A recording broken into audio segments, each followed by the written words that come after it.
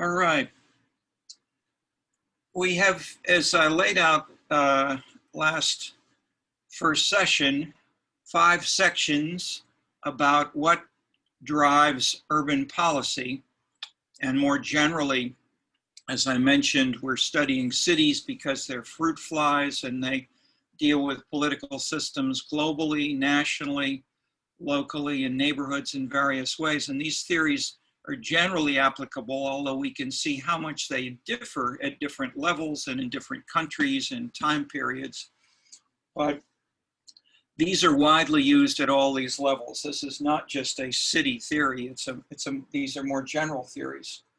And they're leadership, markets, political culture, urban innovation, and innovation generally, and then consumption, and the arts. And so dealing today with our first section on leadership, we have a bit of a background reading with Dennis Judd, who came to UIC maybe 15 years ago. And he and I started a group of the Chicago area university people working on leadership, cities, decision-making, and the like. So we've been meeting for a number of years and taught 2 courses together with people from the different universities. People have labeled us the Chicago, or the new Chicago School of Urban Analysis, building on the older 1920s, 30s tradition of Burgess and Park and others, but updating. And then around the middle of this, or starting 15 or so years ago, that there was a group in LA, and they called themselves the LA School. And they were explicitly attacking the Chicago tradition, which had dominated urban research around the world for many years. So we've had conferences with them, with people from New York, which is the 3rd. And so in US terms, one can talk about a New York, Chicago, and LA schools of urban research. But the ideas are more general. This would be too parochial just to keep it on 3 cities, but because these are bigger ideas that are being debated in South Africa, Latin America, and so forth, where and why we may have these is the underlying bigger question. And then before that, really, how strong is each of these interpretations? And a simple deterministic mode is done in the 19th century and is still often used in the media or much journalistic reporting, is to have one story, one leader, or one pattern, such as a leader, versus the underlying values or something else. What we're trying to point out here is how each of these may interpenetrate and operate and reinforce each other, even if the readings don't say that necessarily. The readings, especially from the LA School, are much more deterministic. Okay. The background of this as well, this idea of leadership, will pursue further in the section listed for the 6th week called Community Power Structure. And that's the strong background for going back to the 19th century with Marx, with business leadership in the 20th century, with especially the book by Floyd Hunter, Community Power Structure, which gave this sort of field one name implying a tight, stronger hierarchical structure. Business at the top, essentially, although that's not always been linked with it in its name. Dahl then, Robert Dahl, came in 1961 with Who Governs, attacking this perspective and said, this leaves out the importance of the whole political process, elections, interest groups, political parties, and so forth. And then we had several hundred papers, people arguing over these issues with various bits of data, and in different ways this continues up to near present. Most specifically, in the contrast, if you will, between Dennis Judd's commentaries and Stone. Stone writing specifically about Atlanta, but then the debates more general. The Dahl book I'll just mention for now, as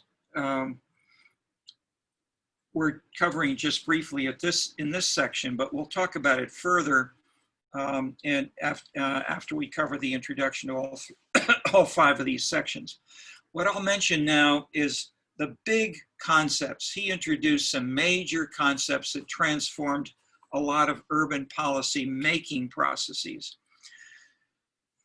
These included especially, and I'm asking you to watch for these, maybe write them down, keep them in mind, because they're not so clearly highlighted in the book Who Governs itself. They're introduced more with individual leaders and the like, but they include especially, number 1, resources. That power and influence are not necessarily the same. Power is often a potential, whereas influence is what is actually exerted through a decision-making process. So to keep in mind the distinction between resources and actual decisions, and then ask where and why does this happen? That's a key question for Dahl. The implicit point is some people have lots of resources, like lots of money, but they don't spend them. Or people have votes and time, but they only spend a 2%, 1% of their time or their money on one political or explicit civic decision in their own city or in all of their political engagement. Nevertheless, systemically, if we look at a city as a whole or a country as a whole, there are processes like pyramiding, the Dahl concept, where you can build up multiple resources and they in turn shift the patterns of decision making. And different coalitions, explicitly or more implicitly, can generate these. The American creed is a term that he uses to talk of values generally shared across the US, even though many people may be fighting against them, trying to change what the values are. Diversity is the prime example that we're using through this course, which is a more hot topic in Europe and the US today. The 4th idea is pluralism, which is that no one group or pattern dominates everywhere, especially in different so-called, it's really a 5th concept, issue areas, that issue areas differ. And the mayoral election is an issue area, is different from the school board, is different from economic development. So the leaders in one field, one issue area, may not be at all the same, or they may, depending on the context. Okay, if those are some big ideas from Dahl, we'll go on and explore these more with some of the background in the field here. And I'm pointing out that one big historical pattern which informs much of this is what in the US has been called the New Deal, from roughly 1933 with the election of Franklin Roosevelt to let's say the 70s and 80s, when we started to get a breaking up of the New Deal coalition. And in Europe, you had similar patterns from, let's say, 1848, although you could find even in the after 1789 in France, there was the terms left and right came from where people sat in the French National Government Assembly, but those became more coherent as specific political parties took shape in the 19th century, and they varied in different ways, of course. But the big idea of the left and right has been with us through much of the late 19th and through much of the 20th century, or let's say where and when this still is important is controversial, and the meanings of left and right have deeply changed in especially the last 20 years or so. And we we illustrate these in some specific leaders, which I'll feature here now. But I'm pointing out the patterns of these changes were illustrated in the examples that Judd discusses: Liverpool, Paris, Chicago, Boston, and the like. That is, the classic pattern through the 60s and 70s was that the national government provided a fair amount of fiscal support to cities. In some cases, it was an effort to stimulate local economic development. It was often part of a regional or national policy, such as the so-called Frost Belt versus the Sun Belt, or similar regions in France and Germany. Where and how did this sort of New Deal coalition with, let's say, the Republicans in the US, conservative parties in Europe, stressing more the private sector, lower taxes, smaller government, versus bigger taxes, more active government, more assistance to the disadvantaged usually. And who drove it? The left parties, unions, and often the Roman Catholic Church, especially in Chicago, and to some degree, the West European countries. The most dramatic illustration of change came in Chicago with Harold Washington, and we'll use Harold Washington in Chicago in a number of instances, but I want to start as we have with the European pattern internationally. And the clearest case was Francois Mitterrand, who as a Socialist Party member and a prime minister, his party had a plurality of votes, but not a majority. They formed a coalition with the Communist Party in the early 70s, and they took power, and they began to implement the major policies of the Socialist Party and parts of the Communist Party.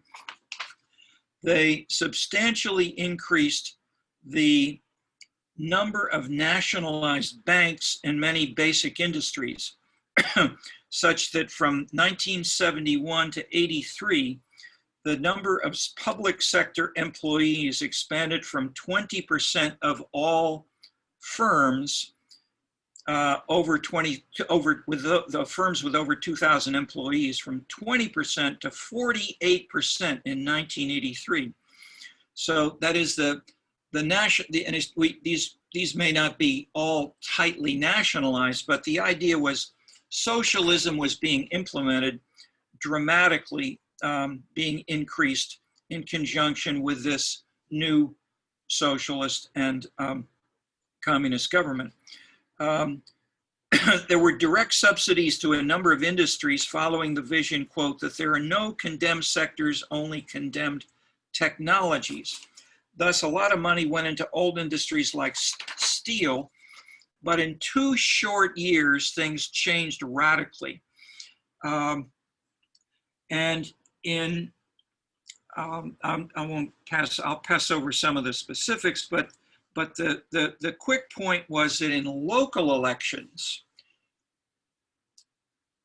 the socialists and especially the communists lost lots of votes, and a new kind of leader began to emerge who didn't seem to fit the normal left or right. And we've been talking about that ever since, in terms of what happened and how were these changes to be interpreted. But it basically was a conflict between the citizens showing their voices in the local elections, fighting against what they saw as a strong national policy to nationalize following a strong socialist tradition, visibly citing Marx, etc. Okay. Lipset has done a paper where he showed that in something like 20 to 30 parties discussed one by one around the world, similar revolutions between left and right took place. And this was a move, you could call it, to the center by the stronger left parties. It was a move towards citizens, toward populism. It was a breakdown of the older coalitions between the strong unions, strong parties, strong party program, and the high spending versus low spending, left versus right. That's what's often called neoliberalism. If you, however, also pay attention to the social issues, these were not seen as so central at the beginning. But when we talk about diversity today, these are not visibly and centrally economic issues. Diversity is a social issue in the sense of discussing gender, the environment, sexual preference, and the like. These are basically social issues in the sense that they are, and this has become increasingly visible, they're not immediately linked to the fiscal programs of left and right. All right, to say that at the time was revolutionary. And when I started saying this based on some data we had, people threw tomatoes at me. Said, what do you mean? There's a left and a right. Social issues, they are driven by the economy. Everybody knows that. Citing Marx, citing Business Week, citing the New York Times. So even when we had new mayors being elected, Kathy Whitmire in Houston, Dianne Feinstein in San Francisco, Pete Flaherty in Pittsburgh, these mayors were elected on social issues combined with a certain fiscal program, which was not of the traditional left. It was more moderated than we have in the current debates, let's say debate singular, at the presidential level. But these points and where and how the parties, and the most obvious example is of an attempted imposition and symbolic embrace of strong leadership is, of course, the populist leaders. Donald Trump, Johnson in England, many in Eastern Europe, Putin, Turkey, Brazil. We have leaders who have certain elements of a populist appeal. Putin may not belong so much there, but these vary. But the point is they're breaking with the traditional issue area combinations of the left and the right and the kinds of programs articulated in a strong political party. Instead, you've got Trump, and when Trump started doing this, not having a large campaign chest, not using lots of money, not trying to raise it, but tweeting, using Twitter tweets as a major campaign tool, and it surprised everyone, including Trump himself, that he won in 2016. And then after that, even continuing it in governing. Okay, so the idea that the leader's tweets alone can be setting policy was and is revolutionary, but it of course continues the idea of the great man, from Jesus Christ to Genghis Khan to de Gaulle to Hitler to Stalin. These obviously quintessential strong leaders are the idea that the views of one person, one strong man in the past, would define an era, a city, the daily Chicago, of the Chicago of the daily family, father and son, etc. This is an image of leadership, but where and how does this work, and how and why has this changed? This is a big issue we confront. And I pointed to the rise of a stronger left with Mitterrand within the French Socialist Party. After those losses in the first 2 years, basically the socialists threw out the communists and built new coalitions with others, and they basically wavered and changed around and have done so dramatically ever since. The Democratic Party, I don't want to go through the details of specific parties for now, except to say that they have changed from 1968, the famous 1968 Chicago Democratic Party Convention, showed in a sense the breakdown of the traditional, that is, Daley One was the local campaign chair, was the local host of the Democratic Party 68 convention, and when there were demonstrators who wanted these new issues, the new social issues of the Vietnam War, the environment, women's issues, and the like, when they began demonstrating and say, we want entrance to the Democratic Party, we want to caucus and be with you, the police carried them away. And this happened day after day. That got lots of national attention, lots of demonstrations. And 4 years later, those groups basically had become central to the Democratic Party. The classic Cook County Democratic Party, like all Democratic local areas, were required to have women and men as co-chairs. So between 68 and 72, you can see this dramatic change in the U.S. Democratic Party. Daley and his classic Union Democratic Party traditional social issues were not admitted to the 72 convention. It was a dramatic change, and also, one can say, led to the breakdown of class politics. Lipset and I did a book on that, exploring these issues of where and how class politics still works. And these are, again, still fighting issues. But I'm introducing them here just to point out these dramatic examples. And I'm going to pass over a little faster so we can have some more general discussion if we want.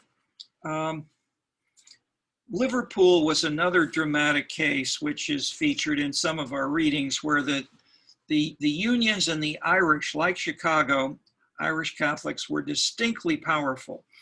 And they fought the National Labour Party in England to a degree that is written about in more detail in the readings. I'll push on for now, is simply saying, keep it in mind that these are international concerns, and the comparisons of where and how these variously were generated, fought out, changed.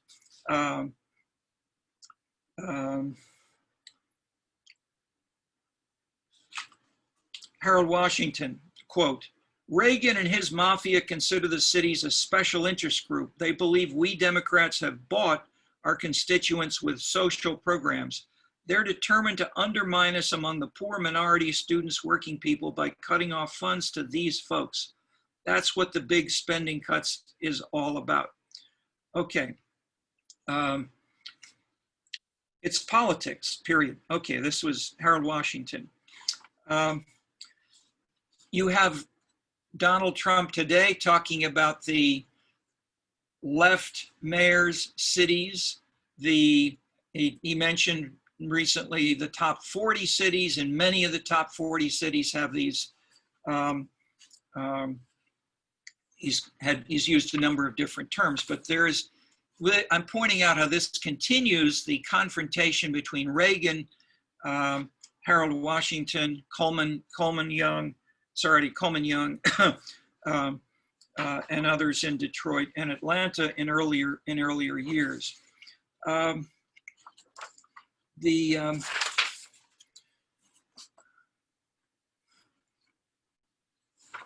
Any quick question on what I've said thus far? As I'm going to shift to Stone in Atlanta, but anyone want to raise a question on these points?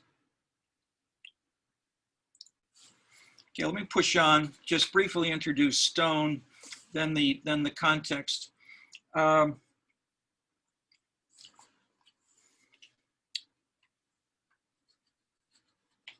Stone continues the tradition of the left business dominance perspective. What he changes is the term regime. So the term regime is old, but he uses it, and it became very popular among especially political scientists, some sociologists, and some other commentators in the years and in the specific meaning that Stone had given it, which was not necessarily a narrow, hands-on direct domination, but sometimes a coalition involving a number of often, it was called the CAP in Atlanta, the Central Atlanta Progress. It didn't say, it was not called the Chamber of Commerce of the business officials, but it was a spokesman for sort of the large public or public interest, broad citywide concerns. And they sought to transform the city, even if there were many smaller firms that went bankrupt in the process, the little firms that could not make the transition. There were big, huge debts which Atlanta built up, higher than any of the 62 national cities that we studied, except for New York. Leadership was strained a bit when Maynard Jackson served as mayor for the first time, and the neighborhoods were often more active. Things were more decentralized, and the business, small business especially, lost a number of battles. But with Andrew Young, the neighborhoods were less active, and he was closer to the bigger business groups. And this was the cohesion of what Stone suggested made Atlanta leadership activist, but not progressive. Page 176.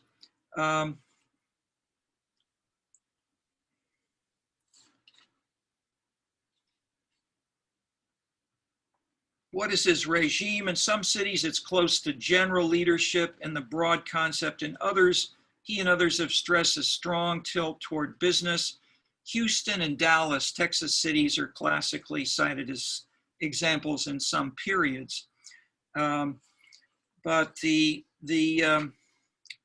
main point which I will make, which shocked everyone, I was on a panel downtown Chicago, American Political Science Association, with Clarence Stone, and we had two people who were followers of his, basically, who were presenting papers illustrating how the regime was so important and really dominating in other cities. And then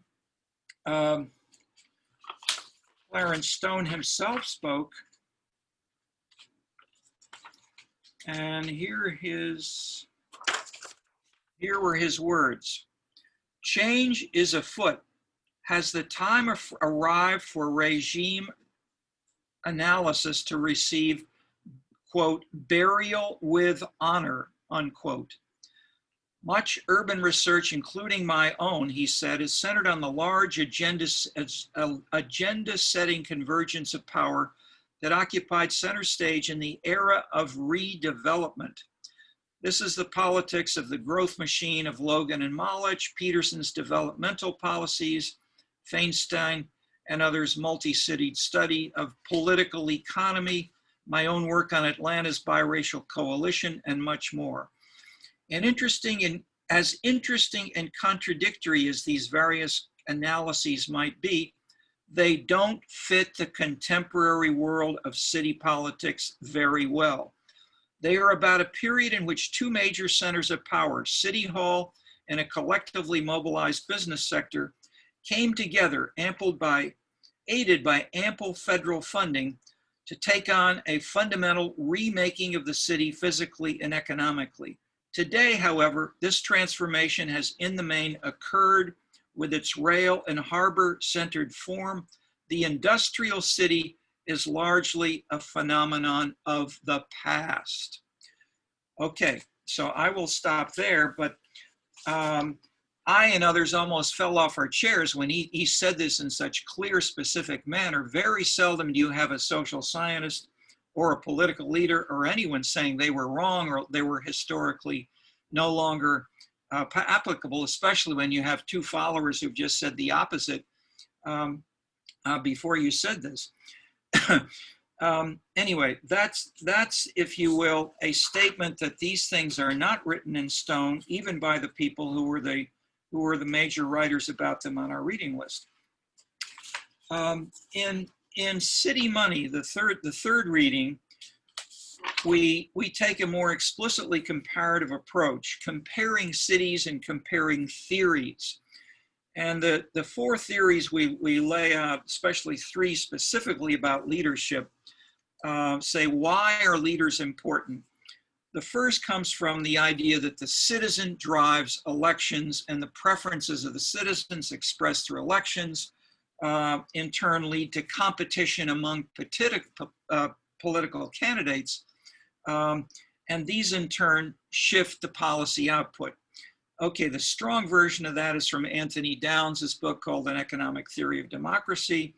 And leaders we can call invisible, in the sense that the strong leader does not exist if the assumptions of the Downs model are perfectly met. It's a purely economic model where the preferences, such as the preferences of the shoe store owner, are not to have everybody wear, if he likes red shoes, if he's following the market, however, he stocks other colors and he lets the consumers drive the proportion of red shoes which he stocks compared to other colors.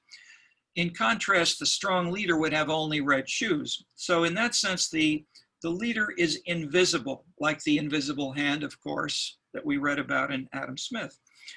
Okay, the second big theory is organized groups, like especially unions, or ethnic groups in the US are stronger than unions in the European context. And substitute for classic left parties in the European context. So these are a combination of these are nevertheless what Dahl discusses and others have discussed. And the theory of so-called group theory was originated here at the University of Chicago in the 1920s to incorporate especially ethnic groups, but also others. And that was long a main theory within political science. A third kind of view is the preferences of the leader are the driver. And a famous, and we've illustrated this with Clarence Stone in part, but also with, say more narrowly, Robert Caro has a book called The Power Broker on Robert Moses, who is a very strong-minded leader of New York, fought by Jane Jacobs and basically defeated by Jane Jacobs on some key points. And of course, I mentioned Donald Trump and others around the world as national leaders, but we have local leaders who have sought and succeeded. And people often talk about the Daleys, the two Daley mayors of Chicago. But if we look more closely, we may see big differences even within Chicago, as we'll do in subsequent sessions. The fourth kind of driver is migration, that citizens can move away. Firms can choose not to invest or to hire more people in a particular city. That in turn can be a vote against the policies, or the fear that this might happen leads many local officials, this is the Peterson argument in the next section, to constrain their policies and not do things which might lead them to be unelected. Okay, how reconcile these four kinds of possible interpretations? One answer is that there are four kinds of political cultures. We can describe these four patterns of the strong citizen preference, organized groups, and so forth. And the relative importance of these types differs by time period, as we show in chapter 4 of the City Money book. More in the early to mid 60s did we have citizen preferences. Late 60s, the period of the disturbances, the riots, the looting that we had in earlier years. And then the early 70s were a period when dynamic leaders became more visible in many US cities, in part driven by the sense of crisis that we must do something. When we had the burning of cities in ways that we saw across the US this past summer. So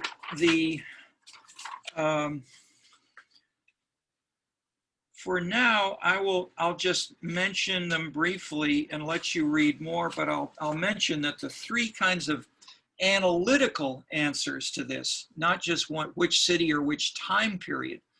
The time period I've given you, the late 60s and early 70s were a time period when this stronger leadership was more visibly salient as measurable with the data we have in City Money and other books.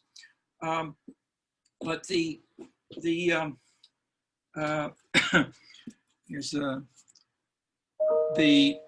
theory. We have three theories which interpret where and why. In the introduction, we may get each of these patterns. The first is the idea that citizen preferences are more important if you have a more homogeneous set of citizens. If that is, in the ideal typical case, if every citizen in one city had identical preferences, then you're likely to get an invisible leader, because choose any one citizen, ask them what they want, everybody says the same thing, they'll vote the same way, they'll protest if you don't do that, etc. And so in that sense, the Downs pure theory is likely to be closer to holding.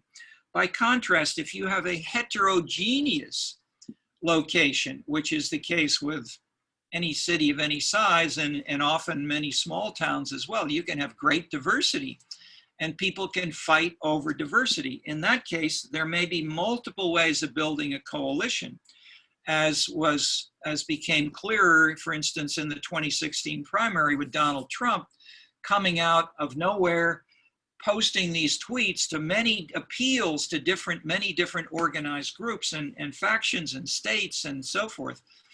Coal miners in West Virginia, oil in Oklahoma, military people in some other locations, and then low taxes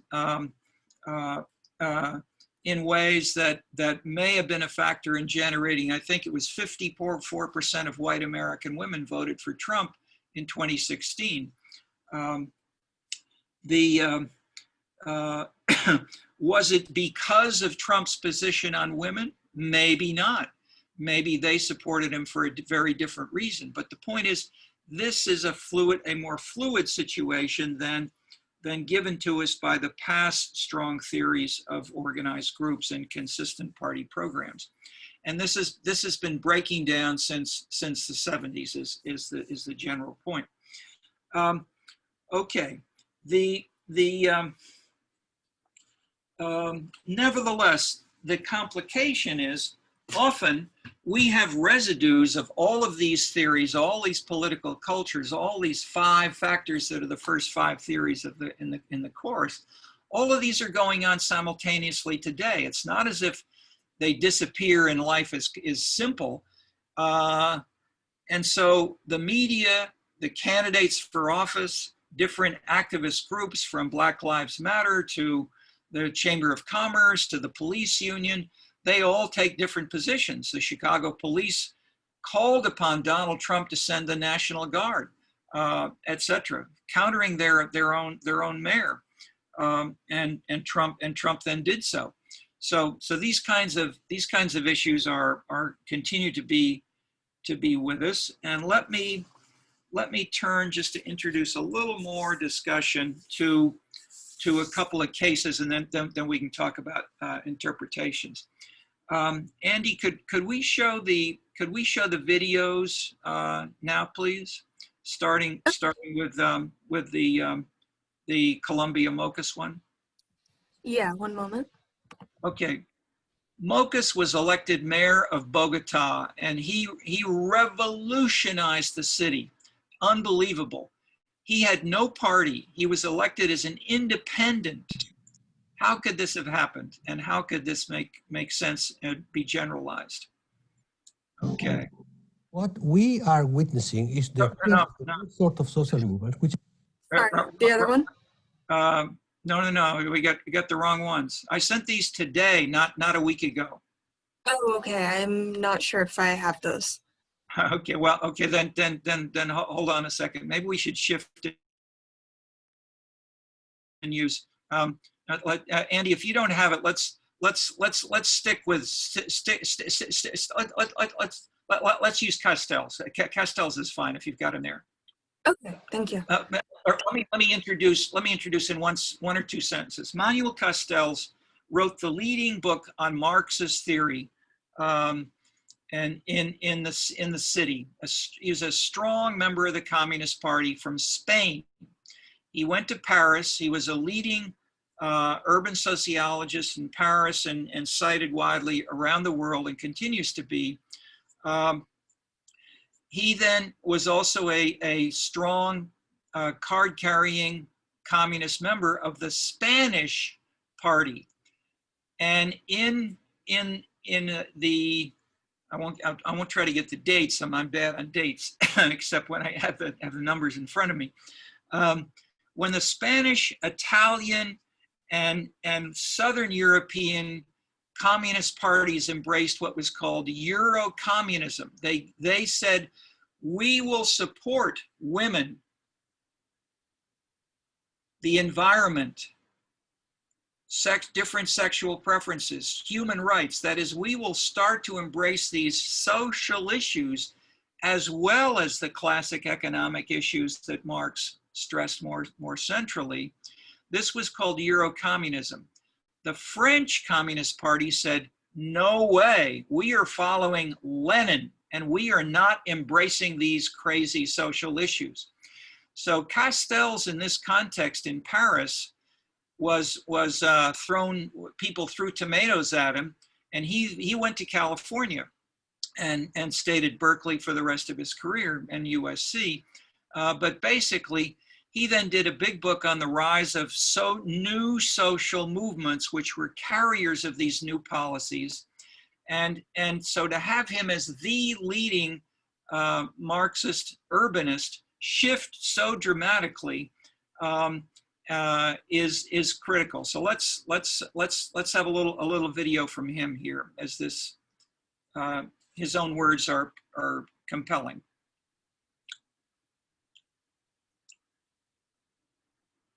Just still are embryonic, and therefore they have not been able to alter fundamentally the policies that have been conducted. But this is just, as in many moments in history, this could be the beginning of a mobilization process.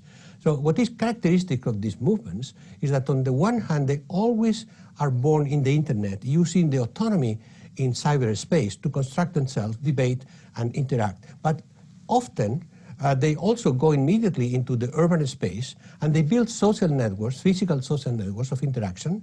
So, and it is this combination of cyberspace and urban space with some inroads into the institutional system which characterizes this movement. They appear and they disappear, but they are always in the internet and they appear regularly. I call them rhizomatic because that's their dynamics.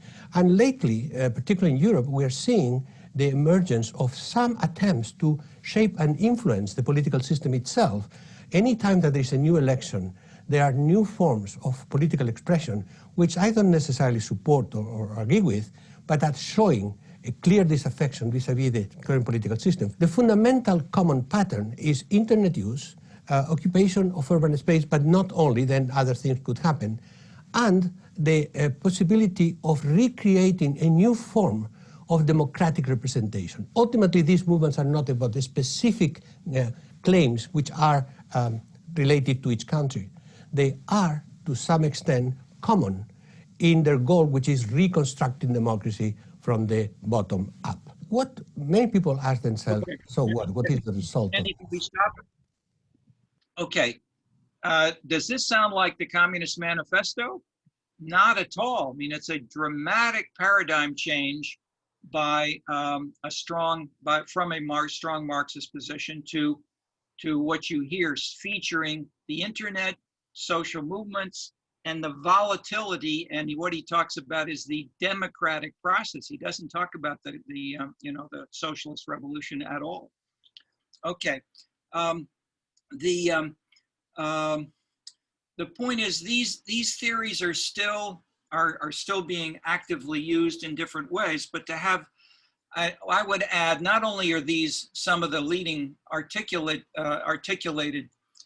people who stated the theories, they are smart enough to see empirical change around them, not just to follow the Communist Party position from Madrid, but to go to California to study specific social movements in California, nationally, internationally, and then to show where and how this transforms the theories from the past. This is what we've seen in Clarence Stone, in Manuel Castells, in John Logan and Harvey Mollich, who were the authors of major works. Urban Fortunes was the Logan and Mollich book, still used in a number of courses around the country, even at this university.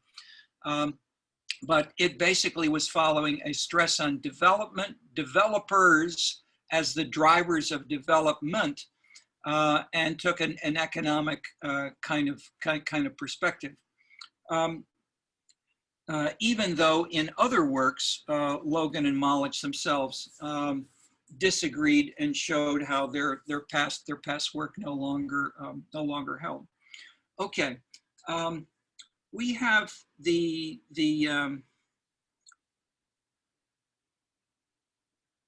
we have a number of other things we might bring in, but why don't we try a little discussion right here, and I can talk more if we need. But let's open the floor for a little more discussion to get started today. Comments, questions, all sorts.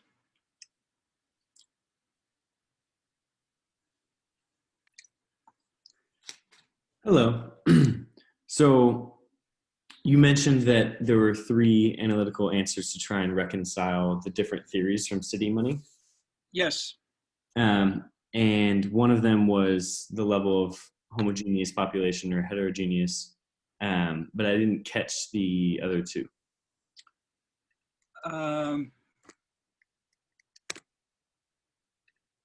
You're right. I don't think I went through them enough. Excuse me, and thank you. The second is a direct follow-up on that, which is the amount of information about citizen preferences which is available and used in the political system. So you can have more or less information, for instance, if you do surveys, if you have and promote citizens group meetings, if you have media like the new social media, which do this more visibly and actively, or you can do the opposite, such as in a say under Stalin or Hitler. You know, if you have totalitarian control of media, you don't have anything like cell phones and so forth going on. There's very little explicit information as to what citizens want at all. And even in the late 60s and 70s, I would say the more you have heterogeneous citizens, the harder it is to get information about how strong are the preferences. Even if I was elected on this program, how much are my supporters changing, or how strongly do they feel about raising taxes a little versus helping people a lot if their stores have been destroyed in fire, etc. Okay, so factor 1, heterogeneity. Factor 2, information. Factor 3, related to that, are things like disturbances, such as most visibly we had this summer, and which can tend to mobilize potentially organized groups, or at least different groups who will claim to speak for the new, or the people who were disadvantaged, or people who were disadvantaged by a flood, or by smoke and fires in California, or by the oil crisis, or the oil crisis from this perspective of people in Oklahoma, or the coal crisis if you're in West Virginia. So in this sense,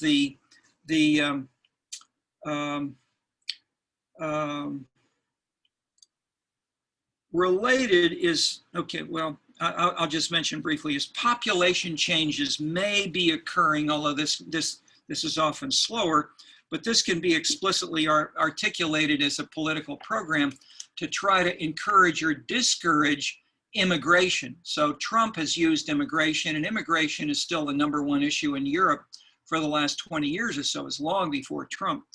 This was a hot issue in many of the European countries. Germany and the Germans embracing more immigration, at least the chancellor did.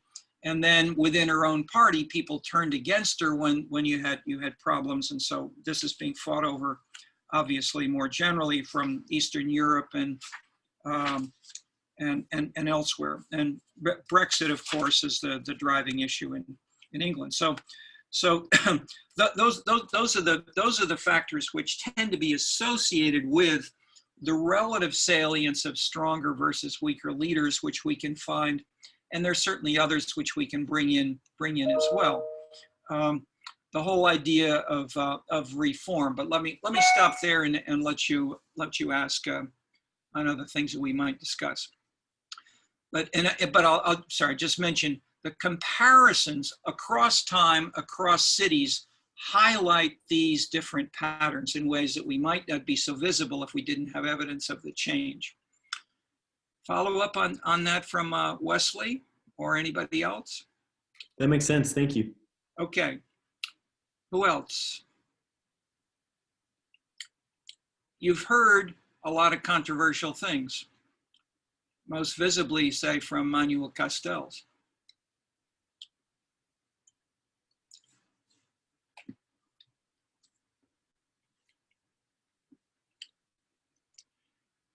He's sometimes self-labeled even as being featuring technology. He mentioned the cell phone. The technology is permitting people to communicate with each other and make social movements more visibly important.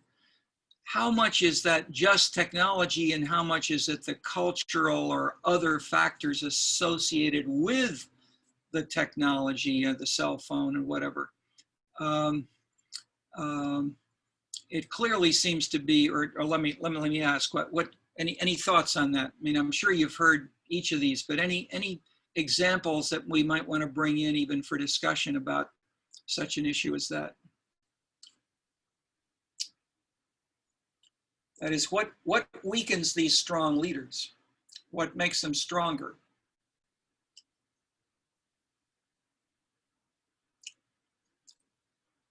Think of cases of change.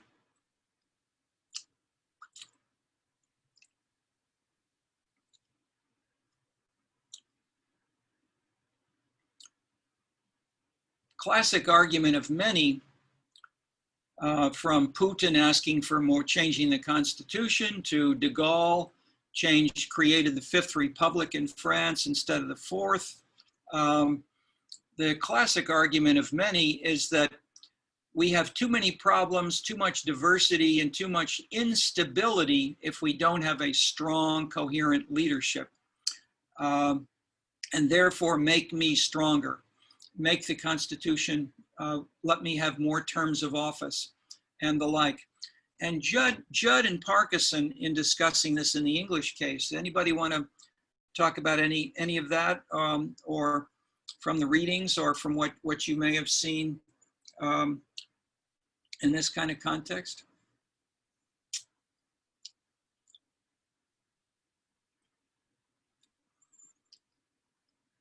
Laurie Lightfoot has been criticized by some in Chicago as not being forceful enough in solving the problem.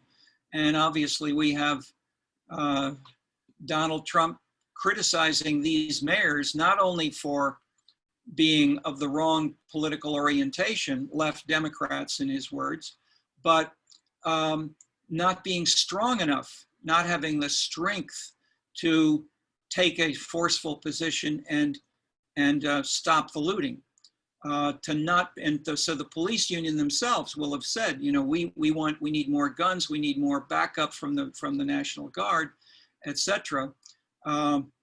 And many citizens will have some citizens have also said that. But the point is, this is controversial, and the strength of the mayor is is an issue which has been politicized in each of these examples.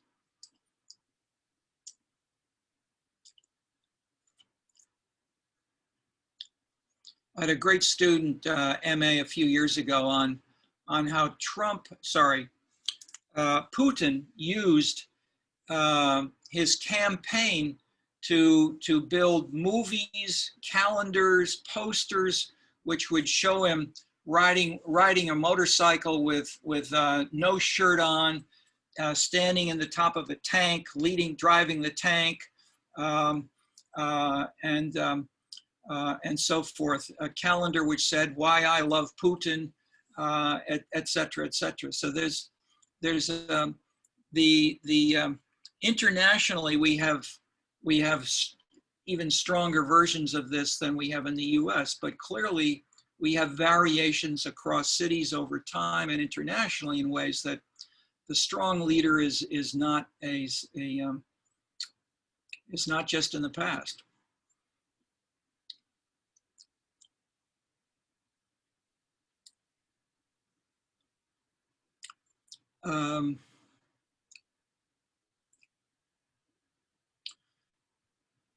Do you think that increased instability will always lead to stronger leadership? I guess if you've, well, the key word in your sentence, which I guess I'll flag not just for the question, but for more generally the whole course, is I will try generally never to say always. That is, what I'm trying to promote is the view that life is complicated and multi-causal, and all of these 5 theories hold to varying degrees all around the world. But they differ in their relative importance. So in that sense, why and how does one factor get stronger or weaker, and how does that change, is what I would stress, rather than. But you're raising this sort of the second question: does instability always lead to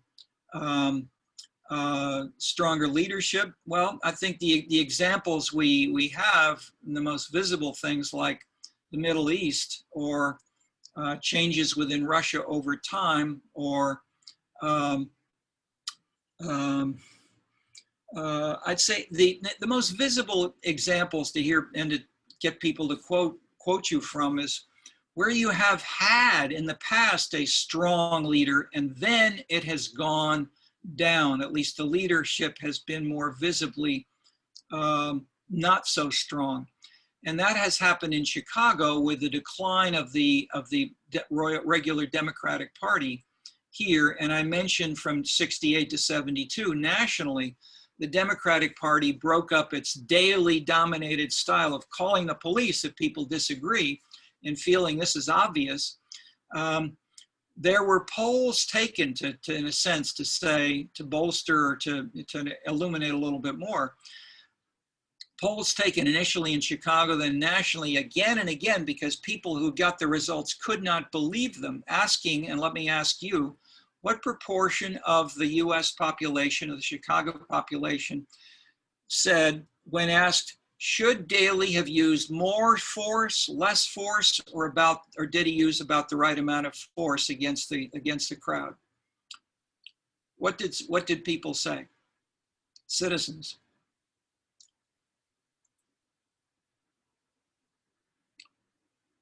Silence. I don't know for sure, but my guess is that they said that he used the right amount of force. Okay. Anybody else want to anybody have a relative or a friend or anyone else who's commented on this and to why? Mary or anyone else?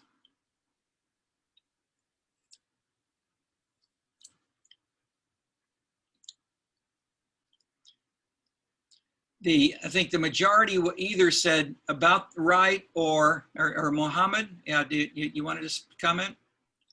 Yeah, did people say he should have used more force? The majority of Americans and Chicagoans said he was okay or he should have used more force. And that was a huge surprise to the journalists, the people who were doing the videos themselves, and they couldn't believe that most Americans and Chicagoans felt that way. So, but I'm pointing out the disparities which were visible then, and which are in the background sometimes of issues of diversity and tolerance. That is,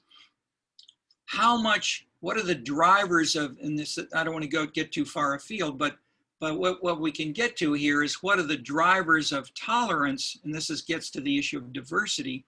And education is a major driver, just to frame this very briefly, of social tolerance and social progressiveness, if you will, whereas income and jobs are more associated with the fiscal policy.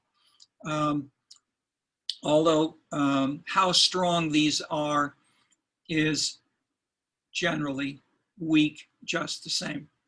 Okay, so I'm throwing that out as background and to think about, because this is controversial, but at least we'll have it there as a possible answer. But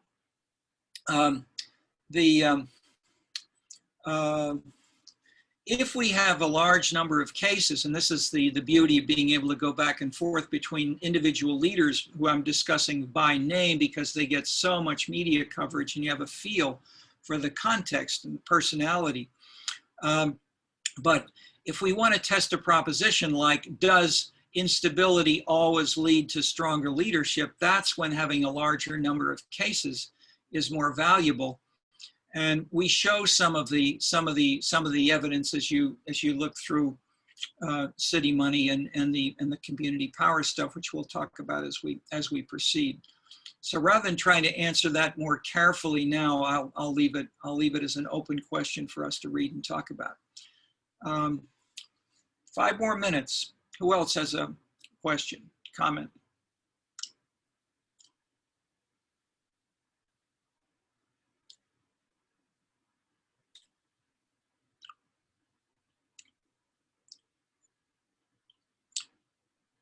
How about, we've mentioned differences among one way is to link this to diversity, and the diversity theme has 2 parts to it in a sense. How much do people support or oppose more diversity in general? And then second, how important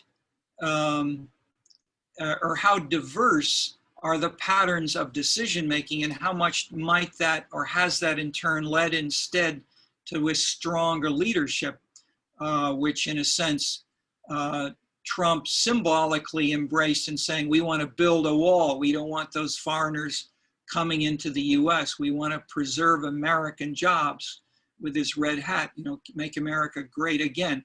So that means those kinds of themes take on a more explicitly racial discussion in, say, in France, the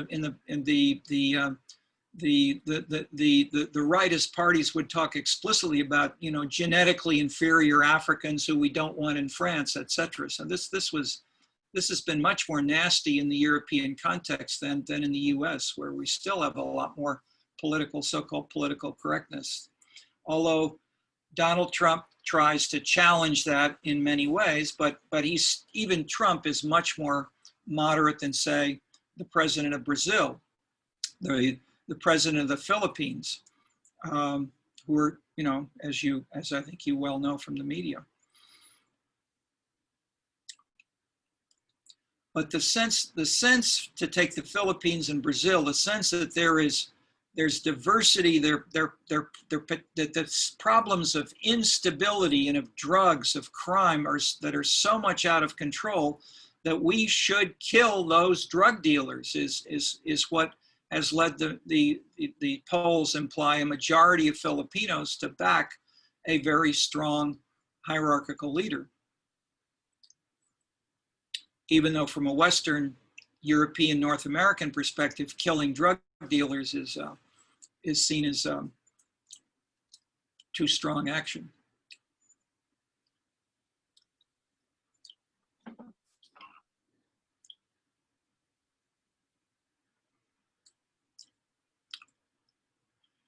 Do either of our teaching assistant, oh, no, teaching, I said, let's have a word from the teaching assistants. Would you, I was gonna say a question, but it's time, it is more than time for the two of you to introduce yourselves. Andy, can you turn on your video for a bit? There she Yeah, is. hi everyone. I'm Andy. I am a master's student in the social sciences division. Specifically, I'm studying quantitative methods in social analysis. I am also an alum of the college here, and I'm very excited to be a TA for this course and learn more about how policy gets made in cities. My pronouns are she or they. My office hours are 3 to 4 on Wednesdays, and I'm a good person to ask for quantitative advice if you're doing anything quantitative or statistical in a paper, and also for basic technical issues with Zoom or the Canvas site. I think that's everything. Thank you. Gray? Hi, everyone. I'm Gray Pierce. I use he, him, his pronouns. I'm a third-year sociologist, graduate student, PhD student in the sociology department. I study the intersection of gender and health. I have a background in urban studies, history, and politics. I got my undergrad degree at Oberlin College, and my first master's degree is from the University of Pennsylvania, where I studied historic preservation and urban history and architecture. I'm happy to answer any questions that you have to the best I can, and if I can't, I'm willing to do research and help you with it, bounce ideas off of. Yeah, and I can also help with technical issues. Feel free to email me. My office hours are by appointment and 1 hour after Monday's class. I typically try to answer emails up till 8 o'clock. If I get an email after 8 o'clock, you probably won't hear me until the next day. Okay, well, that's great. We're right at the end of our hour, and we can continue. Any of you who want to just stay on, we will hold office hours with the three of us right now and talk with any of you, as we'll try to do in general on Monday.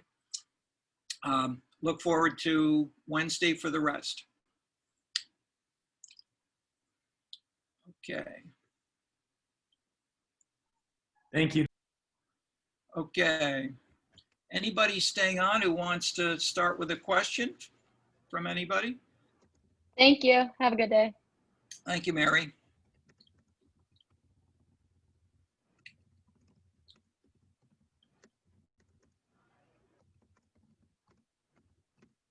Rohan, Oscar, are you still there, or you're just Oscar?